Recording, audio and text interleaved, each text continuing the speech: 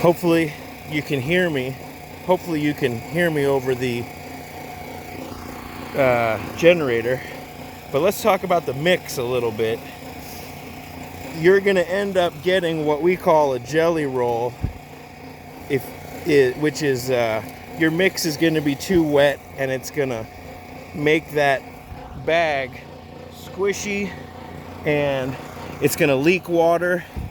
You really want your mix to be damp and crumbly, and it's a lot easier to add water than it is to take away water, because you can't take away water. You have to just add more sand, and then you have to add more cement, and before you know it, your ratio is all off and unknown. So if it looks about right, it's probably too wet. If it looks it's a little too dry, then it's probably right. You see how I got these balls crumbling? That means it's wet enough to stick together. But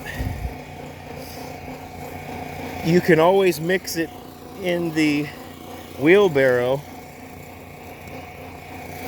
to add more water or whatever you need to do. But you want to make sure that you got a nice, damp, crumbly mix. You might end up having patches of dry in here. That's why I like to do my 5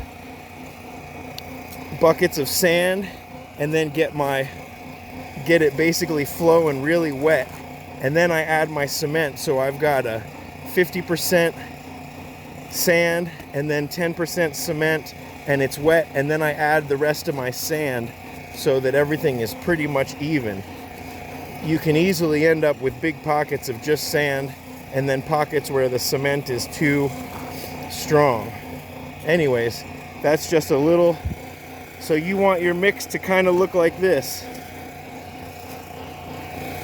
Nice and crumbly and wet.